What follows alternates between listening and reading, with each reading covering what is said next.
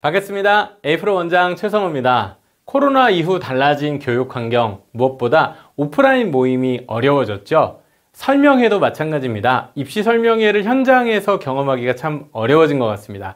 대치동도 마찬가지인데요. 그래서 온라인 설명회를 준비해 봤습니다. 입시에 관한 정보가 꼭 필요한 학부모님들과 또 입시생 분들을 위해서 이제 꾸준하게 입시에 관한 이야기들을 해보려고 하는데요. 오늘은 지난 시간에 이어서 면접에 대한 이야기를 해보려고 합니다. 연세대 면접뿐만 아니라 수능 전 많은 학생들이 관심을 기울이고 있는 주요 대학 중 고려대학교가 있죠. 오늘은 고려대학교 계열적합형 면접에 대한 이야기 그리고 전략과 노하우를 들어볼 텐데, 내용은 아무래도 인문계열 학생들에게 초점을 맞추고 설명이 되겠지만 자연계열 학생들에게도 계열적합형 면접이 어떤 특성을 가지고 있고 또 어떻게 대비해야 될지 마인드를 세우는 데는 큰 도움이 되리라고 생각을 합니다. 그러면 김현 소장님 모시고 말씀을 들어볼 텐데요.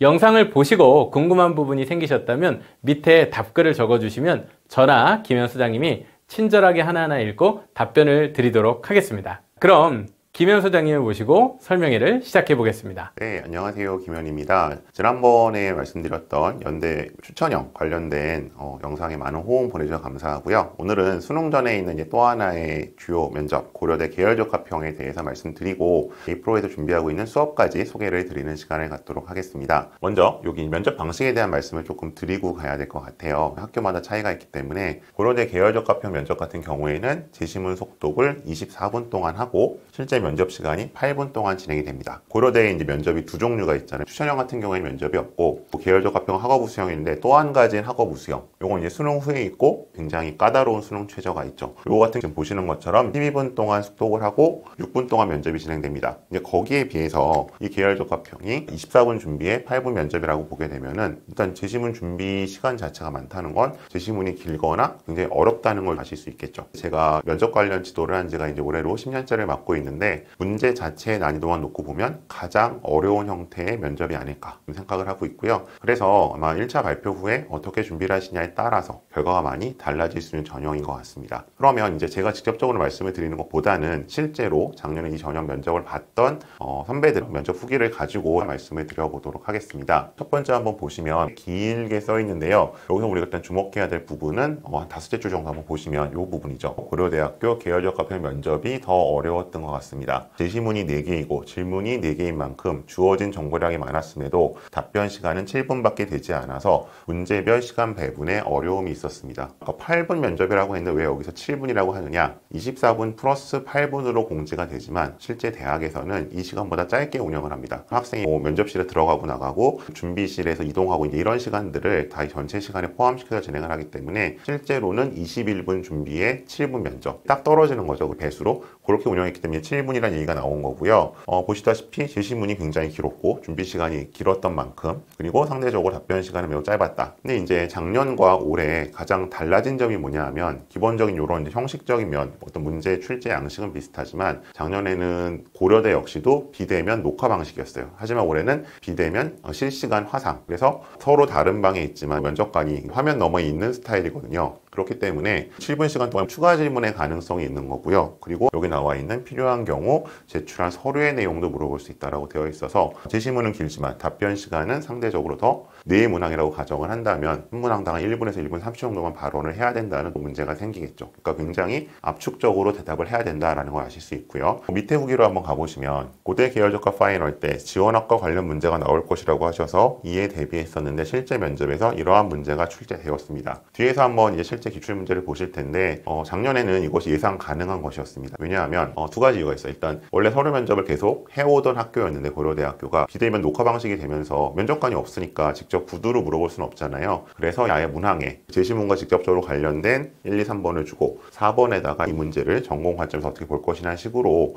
이 서류 면접을 대체하는 질문이 있었고요. 사실 고려대학교는 15, 16, 17학년도에 이미 이런 문제를 냈던 적이 있어요. 그래서 이거는 고려대학교 과외 면접 지도를 해온 강사라면 혹은 뭐 경험자라면 당연히 예측 가능한 것이었고, 만약 그 부분을 예측하지 못했다면 아쉬움이 컸겠죠. 어쨌든 예측을 했는데 실제로 문제가 나왔다라고 일단 후기가 있습니다. 자, 조금 더 보시면요. 역시 가장 힘들었던 학교는 고려대학교 계열적합 면접이다. 아무래도 수능 전 면접이기도 하고 라는 게 있었죠. 그래서 이제 이런 특성도 있습니다. 이제 학생에 따라서는 6개 모두를 이제 이 제시문 면접을 보는 학생들이 있는데, 보통 첫 번째 면접을 제일 힘들어해요. 아무래도 현역 고3들의 입장에서는 이 면접장 분위기를 잘 모르고 아무래도 좀 낯설고 생소하니까. 근데 어쨌든 한번 면접을 보고 나면 그 다음부터는 심리적인 안정을 가져오죠. 그래서 상당수 학생들이 또 이 면접이 첫 번째일 텐데 그만큼 조금 더 대비를 하고 가실 필요가 있는 거고요. 마지막 후기인데요. 처음에는 시간 안에 제 진치문제를 읽고 문제 서너 개를 푸는 것이 다소 촉박하게 느껴졌습니다. 작년에도 그렇고 올해도 그렇고 교대 계열적합 시험 준비한 친구들을 계속 만나고 있는데, 처음 한 4번 정도 수업할 때까지는 시간 안에 푸는 친구들이 거의 없습니다. 이게 뭐 분량상으로 보면 한 제시문마다의 길이로 보면 수능 지문보다 짧을 수도 있는데 난이도가 훨씬 높거든요. 그래서 만일에 아직도 지금 이 준비를 시작하지 않으셨다면, 올해 고대 계열적합은 경쟁률이 워낙 높았기 때문에 뭐 1차가 되겠어, 내지는 1차 되고 일주일이 있잖아, 이래서 준비 안 하신 분들이 있을 수 있는데, 최소한 1단계 발표 전까지 아직 2주 정도 시간이 남아있으니까 기출문제라도 한번 보시고, 아, 문제가 이렇게 생겼구나 라는 걸 좀 보시는 분과 1단계 발표 후에 허겁지겁 찾아서 이런 거였어 라고 하는 거랑은 굉장히 다를 수 있다. 그래서 긴 제시문을 빠른 시간 안에 정확하게 해석해내는 것이 굉장히 중요한 면접이라고 보시면 되겠습니다. 그래서요, 기출문제를 가지고 왔습니다. 작년에는 오전 문제와 오후 문제가 있습니다. 전체적으로 보시면 뭐 딱 보셔도 제시문 길이가 상당히 됩니다. 지금 A4 거의 한 장 반에 2장 정도가 차 있고, 물론 뭐 시가 들어가 있긴 하지만, 그 다음에 이제 문항 구조도 보시면 1번, 2번, 3번, 4번으로 돼 있고, 이 4번 문항이 아까 학생이 얘기했던 것처럼 지원 전공 혹은 계열에서 가해 사고방식을 극복하기 어떻게 할 것이냐, 즉 제시문 내용을 본인의 전공과 연관시켜 푸는 문제로 가지고 있죠. 그 다음에 두 번째 기출입니다. 오후에 나온 기출일 텐데 마찬가지로 제시문의 길이가 만만치 않고요. 1번, 2번, 3번, 4번으로 돼 있다. 그래서 일단 올해도 이 포맷을 유지할 걸로 예상이 되고요. 뭐 다만 이 4번 문항은 이런 식으로 나올 수도 있고, 아니면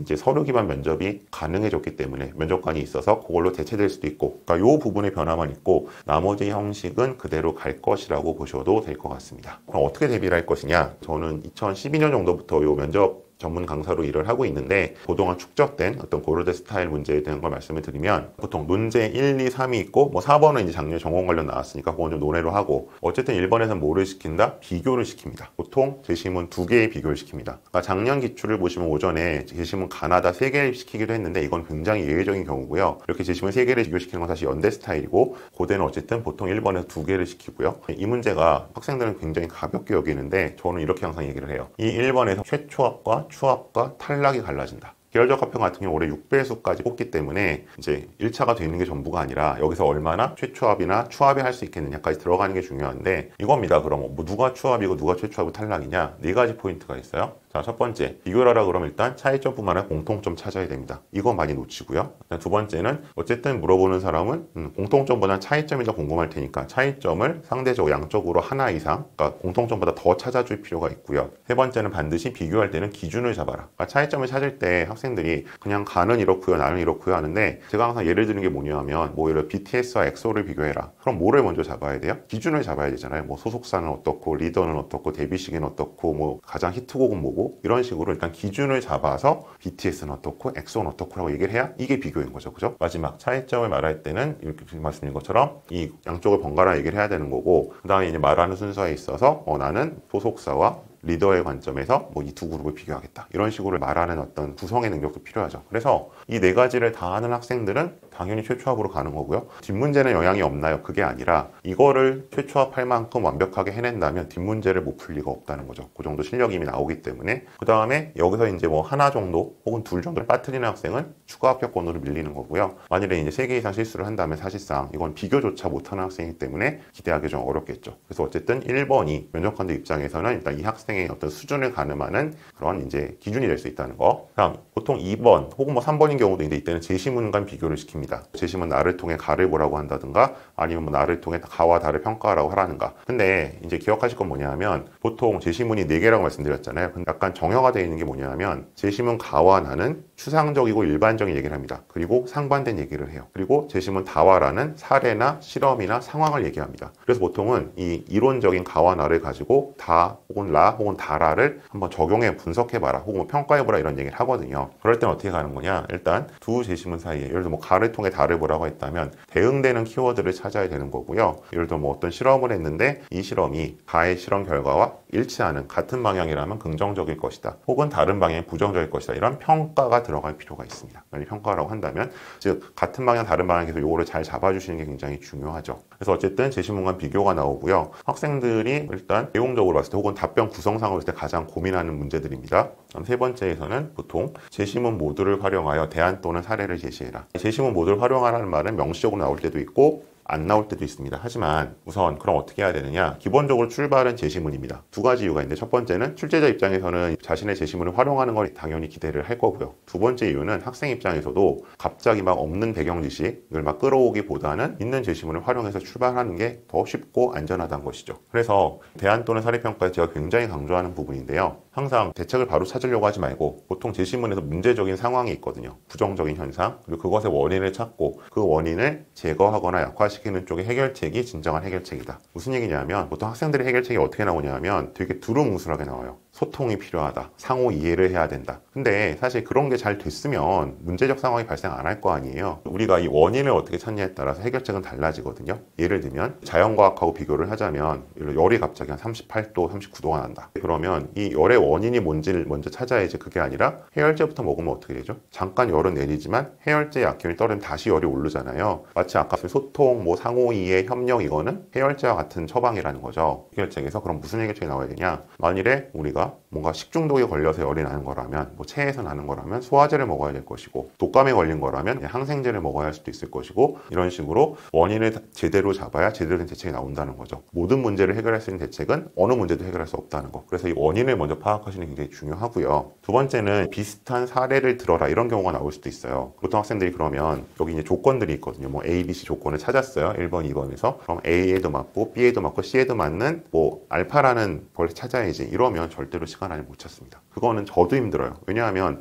A, B, C 조건 중에 어딘가 하나 계속 걸리거나 찝찝하거든요. 그럼 어떻게 해야 되느냐? 직관적으로 먼저 사례를 찾아야죠. 아, 나는 알파라는 사례가 여기 맞을 것 같아. 그 다음에 어떻게 해요? 그거를 A라는 조건, B라는 조건, C라는 조건에 맞추셔야 되겠죠. 그게 현실적으로 시간 안에 문제를 풀어가는 방법이라는 거. 그러니까 이거를 말로 들으면 아, 그렇게 하면 되겠다라고 하겠지만 실제로 이제 트레이닝을 하는 건 좀 다른 얘기겠죠. 그래서 그런 단계로 1, 2, 3번 풀어가셔야 되는 거고요. 4번 같은 경우는 올해 나올 수도 있고 안 나올 수도 있는데 만일 나온다면 전공에 따라서 사회과학 쪽이면 그나마 좀 편할 거예요. 보통 사회현상과 관련된 제시문들이 나오기 때문에. 근데 만일에 예를 들어서 내가 이제 뭐 인문대를 썼다. 그렇다면 이제 어문계열 같은 경우는 저는 보통 문학 작품에서 그와 비슷한 상황을 한번 찾아보라고 얘기를 하고요. 사학 쪽이라면 역사적 사례를 통해서 한번 풀어가라라고 얘기를 합니다. 각 전공마다 기본적으로 접근하는 방식이 좀 다를 수 있는데 어쨌든 상대적으로 사회과학 쪽에서는 relevance 찾기가 쉬운 것 같고 보통 인문학 쪽 친구들이 고생을 하기 때문에 이런 식으로 몇 번 지도를 하게 되면은 상대적으로 수월하게 해결을 하는 것 같습니다. 자, 키포인트 말씀드렸고요. 그 다음에 이제 나와 있는 것처럼 예고가 된 것처럼 이제 서류 면접도 할 수 있다라고 되어 있잖아요. 이제 거기에 대한 말씀 좀 드릴게요. 서류 면접 같은 경우는 보통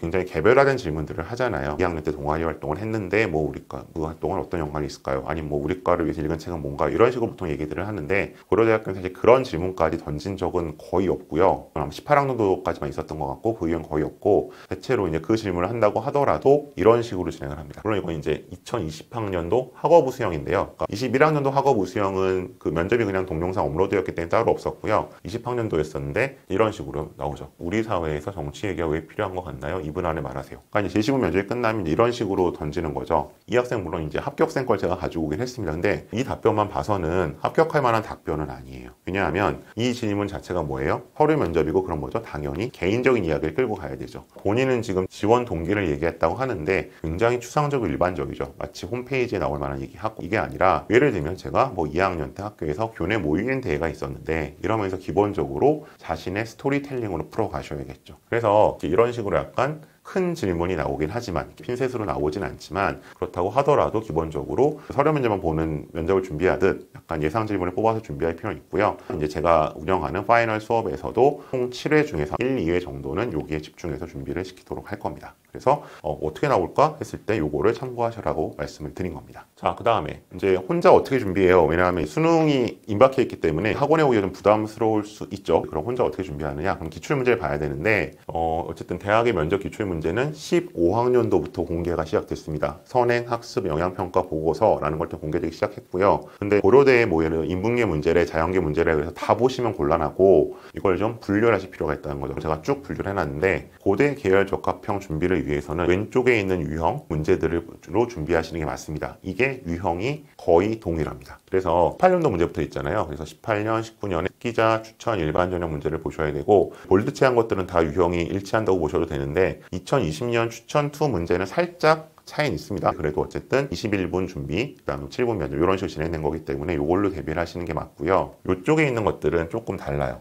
이거는 12분 준비에 6분으로 실시되는 수능 후에 있는 전형 문제가 좀 가깝다고 보시는 게 맞습니다. 그래서 이제 15, 16, 17 문제, 그다음에 20년도 일반 문제 이런 것들은 운영 시간이 달랐기 때문에 이거 나 잘 푸는데 쉬운데 라고 하고 계열적 합격 가셨다가는 큰일 날 수 있고요. 그 다음에 상대적으로 밑에 있는 문제들은 사실은 뭐 두 개와 다 정확하게 떨어지진 않는데 일단 문제 자체의 퀄리티는 괜찮기 때문에 상대적으로 이거는 수능 후에는 학업 우수용법 준비용으로 보시면 될 것 같습니다. 그래서 지금 학원을 다니고 있거나 앞으로 이제 어떤 수업하실 때도 이런 식으로 이제 선생님이 잘 준비해 주시는지 한번 체크해 보는 게 필요하겠죠. 자, 그럼 이제 제가 준비하고 있는 파이널 수업에 대해서 말씀을 드리도록 하겠습니다. 저희는 어쨌든 그 1차 발표 후에 진행을 할 예정이고요. 1차 발표는 11월 5일 금요일로 예정되어 있기 때문에 6일부터 일주일 정도 생각을 하고 있고요. 저랑 강사랑 직접 하는 면접 한 번, 그 다음에 저희 멘토랑 하는 면접 한 번에서 매회 2번씩 모의 면접이 진행될 겁니다. 그걸 일단 특징으로 하고 있고 말씀드린 것처럼 제가 어떤 스타일로 나올지를 학생들에게 일단 예측을 해주기 때문에 그런 면을 믿고 맡겨주셔도 될 것 같고요. 그 다음에 이제 모의 면접 이해뿐만이 아니라 답변 메모가 굉장히 중요하다고 지난번 영상에서도 말씀드렸죠. 그래서 그 메모도 첨삭을 하게 되고 그 다음에 이제 집에 가서 학생들 얘기 안 하는데 학부모님께도 학생 상태가 어떤지 매일 문자 피드백을 드립니다. 그래서 이런 점이 특징으로 일단 구분되는 것들이니까 좀 기억해 주시고요. 기본적으로 수업은 일단 전반부 후반부 나눠서 일단 전반부에는 학생들이 모의 면접 2번 하고 그 다음에 요 모의 면접 예상 문제로 하고요. 그 다음에 기출 문제로는 조금 답변 준비 스타일 파악하는 거 하고 그 다음에 요거에 대해서 이제 해제 강의가 진행되는 스타일로 이루어집니다. 그래서 10명으로 해서 할 거고요. 수능 전이기 때문에 7회 모두를 수강하기 부담스럽다라는 분들도 있기 때문에 우선은 그래도 많이 듣겠다고 하는 친구들부터 일단 선착순으로 마감을 할 예정이니까 1단계 발표 후에는 바로 연락을 주셔서 수업이 진행될 수 있도록 해주시면 좋을 것 같습니다. 한 가지 이제 경험적으로 말씀을 드리면 계열적 합격 같은 경우는 추가 합격이